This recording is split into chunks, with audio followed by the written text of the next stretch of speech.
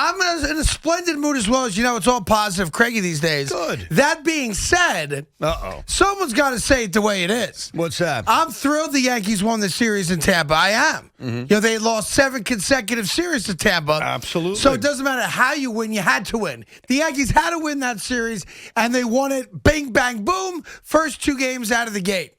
That being said, last night was putrid. Putrid. And not only was last night putrid, you now have scored 2 runs in your last 18 innings. Yeah. Now, correct me if I'm wrong. Yeah. Was Jacob deGrom pitching for Tampa last night? Dick Mountain was pitching for Tampa. Dick Mountain. Yeah, that's Rich his Hill. nickname. Yeah. You like that? I was trying to figure out what the guy's name was. It took me a few seconds. Dick Mountain. I'm actually pretty proud of myself. I got that as quickly as I did. That is his nickname. Rich Hill's nickname, Yeah. Dick Mountain. Now, they had faced him earlier this year as well. Yeah. So this is not the first time they saw Dick Mountain, right? Right. His ERA is like 6, by the way. This is where I've got a brain lock. What's the problem? I'm thrilled the Yankees won the series. I really am. They had to win the series. Absolutely. But sometimes you have to dig a little deeper. Sometimes you have to go under the surface. And, beauty isn't skin deep. Because what's hidden in the series win is the fact that the Yankee offense embarrassed itself at Tampa. Yeah. And only because they had the greatest start of the year for the best pitcher on their team, and Garrett Cole is the New York Yankee universe feeling good right now. Craig, I'm going to tell you something Craig. right now. There's no reason to be feeling good. But here's what you could have done, and you chose not to. What did I do? You could have said after they beat the Rays 1-0, or after they beat the Rays 3-1, or after they walked off the Nationals 3-2. Are you noticing a pattern here? Yeah. You could have said, hey, it's great that they won. I'm glad they're overcoming their putrid offense. I did say that. Remember I said the Yankees were playing small ball. Right. I even said that to Boondogg yesterday. So what's the difference between Thursday's loss to Tampa and Wednesday's win against Tampa? The difference is they didn't get a dominating pitching performance. The difference is your favorite New York Yankee got the first 2 outs in the first inning. Everybody's feeling good about himself. Feeling pretty good to start. And then he gives up a blue pit, a double, and a 2-run single or double to Yandy Diaz. And that would have been enough. So the difference is this. The Yankee offense, let's call it like it is. You're right. The Yankee offense this year has sucked. It has. They're 25th in baseball in runs scored. Collectively, it sucked because obviously Stanton had a great 12-game run. Your Judges, I'm with you. Collectively. Go. They went to Tampa. They scored 5 runs. Embarrassing. The Five series runs. against- It's not the good. They suck. And yesterday I feel all good about myself because they won the first 2. Right. And I even made the point to Aaron Boone yesterday. 7 of your next 8 opponents, their starting pitchers have an ERA north of 5. Yes. But Craig. Which is the type of pitching that an average offense should feast on. But let's be fair. Outside of Max Scherzer, okay, on Sunday. I was talking about Means. No. John Means too, but sure. But they haven't faced John Means in a while. I mean, let's face it. I'm talking about coming up. Oh, I got you. Yeah, I'm going backwards. You're going backwards. I'm going forwards, Evan. But Craig, keep this in mind. They haven't faced good pitching in a week and a half outside of Max Scherzer. Yeah. That's my point. My point is you're looking ahead, you're right, but during this winning streak, and they've won, and it's been great. And that's all that matters, 9 out of 12. I get it. I'm with you on that. But they've done it overcoming an offense that's been bad. And I got to give you credit. You ready? Yeah, all right. You don't even know it's coming. I don't even know what I've done to deserve credit other than being wonderful today. About 2 weeks ago, during the height of the Yankee concerns, you said to me, Evan, I don't know if this offense is ever going to turn it around. And I said, come on, get real. Look at the talent. They will turn it around. Saying that. Yeah. Well, we are now sitting here in the middle of May. You know, a decent amount of games now to be played. We're 37 games into the year. We got 3 more games to go, and that's when you know what you are. Remember?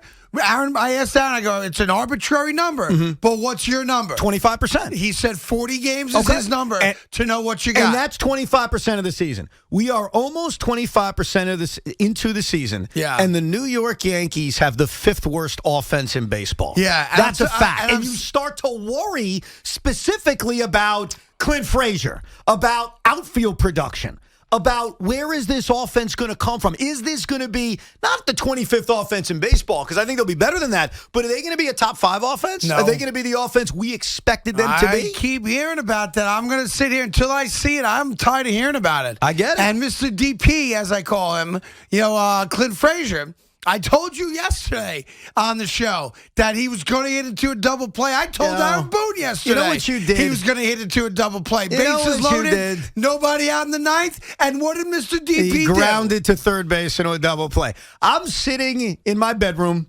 I just finished watching the Knicks game. Great win. By the way, hey, Thibodeau, can I actually criticize Thibodeau? Bench Elfrid Payton, he stinks. All right, enough of this. Start Frank Ntilikina or start Derrick Rose when he's healthy. Enough of Elfrid Payton. The guy's awful. The next one. I get it. I'm speaking for real Knicks fans. We'll worry about the Knicks Payton is roster over garbage, okay? Enough of him. We'll worry over here about the Knicks because they're coming up in a second. Okay.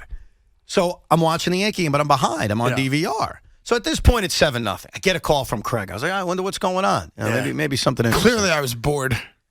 Right. Craig calls me with this excitement in his voice. He's like, are you watching? I'm like, am I watching? It was a 9-0 game, so I figured you'd given up. I thought, no, I don't give up. I thought maybe he's referring to the Knicks game. Maybe he just finished the Knicks game. It literally had ended minutes earlier.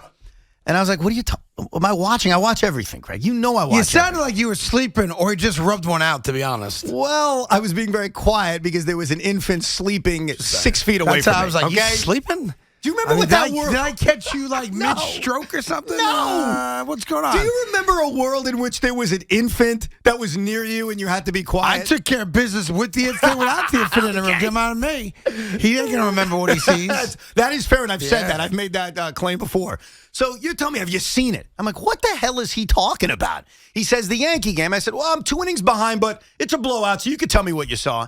And he's telling me about a Clint Frazier double play down 9-0 in the 9th inning. Because I know Aaron Boone was thinking about me when it happened last night. So? We'll play the audio later on. So while the Yankees' offense was putrid, the Mets, of course, were off last night. But you know what? I got to tell you, every time the Mets don't play, it feels like forever since they last played. I totally agree. The New York Knicks took care of business last night, down 17 second half, came all the way back. Echo my statement now. Burks does a great job. RJ does a great job. Say of it. course, Say it. The best New York Knick in the last maybe decade does a nice job, and the New York Knicks winning Now game. say it. Call out the no business winning. Dude, call out the coach for the Elfrid Payton love already. Not doing it. Why? Because my team won. Yeah, but that's not how this works. Like, the Knicks have had a great year, and Thibodeau's the coach of the year and all of that. Yeah. But if you watch these games, and I He's do, getting I have them to ready admit. for the postseason. Dude, the guy is a net negative. Every time he's on the floor, the Knicks are getting beat up. I agree. They put themselves in holes because Elfrid Payton stinks.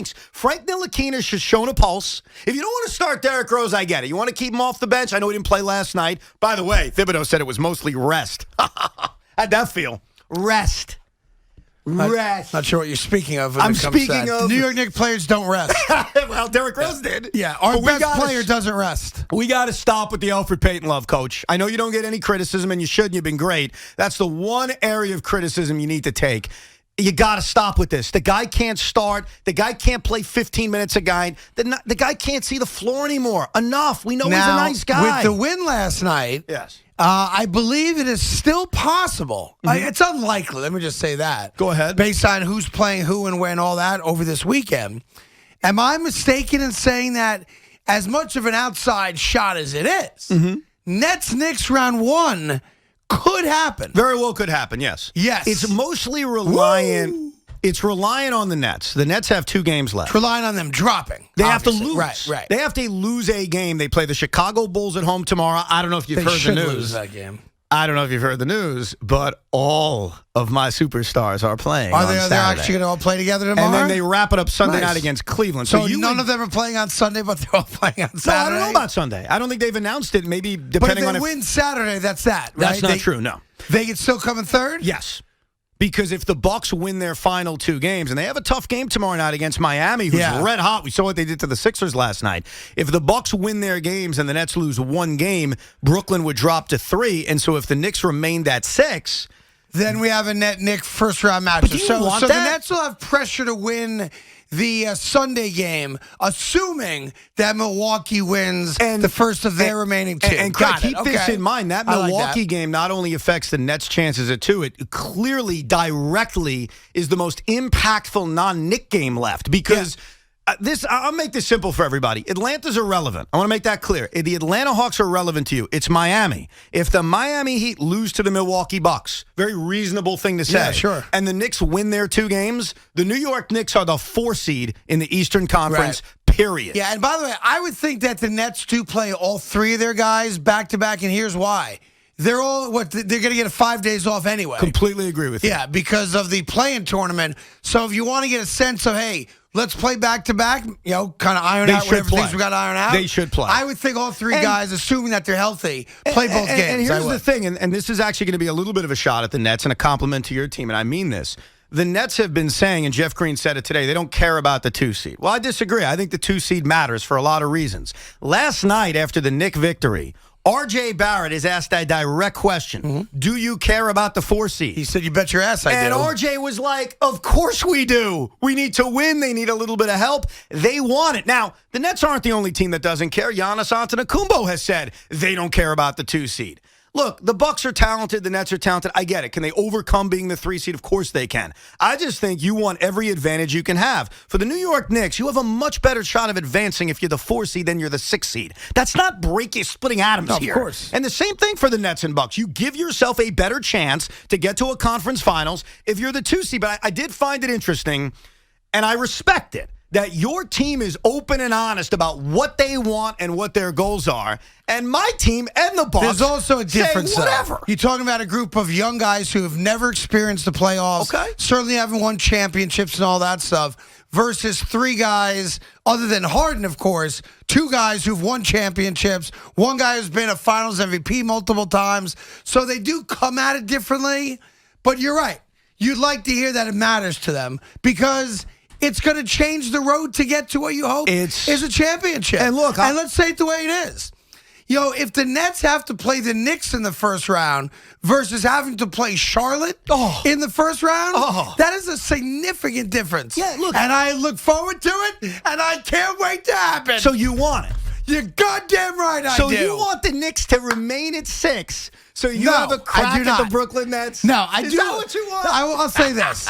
I want to play the Nets in the worst way this postseason. Okay. But I do feel as though if we match up 4-5 with Atlanta, we will advance. I think you have a great shot to the second round. I agree. And to me, I would rather advance to the second round and then roll the dice with whomever I might play in the second round than have some type of turf war with the Brooklyn Nets. Craig, I completely agree with you, and I want to make this clear. I welcome the New York Knicks in a playoff series. And I'm not saying you that have a better team. It's not even about that. But what I welcome is not the first round. We've seen it. You've beaten us. My team's beaten you. We've all witnessed it depending on your age. We need something we've never seen before. The Knicks and Nets have never played in the second round of the playoffs. They've obviously never played in the conference finals. Even if we don't get it, if we can get a tease, if we can get a taste. The Nets and Knicks have been in the second round of the playoffs in the same year once, the year I was born. That's how long ago it was. So, and that's what you need for a true rivalry. Absolutely. Yeah. So if you get the 4, the 5, the 6, and you can advance, and we are staring at each other in the second round or the possibility of facing each other in the conference finals, even without facing each other, Craig, I think the rivalry gets kind of brewed a little bit. Well, basketball would become a forefront topic. Yes. If they both advance to the second round, even if they're not, listen, if they're playing each other, it's off the charts. All of a sudden, you're going to have a lot of basketball fans who know nothing about basketball talking basketball. Yes. Wow. But if they both advance and they're not playing each other, it will still ramp things up because of the possibility of getting to the Eastern Finals head to head. Listen, we got a lot to do today. Yes. We got FSU Friday. We have something cooking behind the scenes that is really fascinating me. I'm going to tell you what it is right now, and then we'll get into it after the break. There is a strange third-party connector that has put us in touch. Well, let me rephrase that. That is attempting to put us in touch with a one-on-one interview with somebody you would love us to have a one-on-one exclusive interview with. Who is that person? We will tell you right after this on The Fan.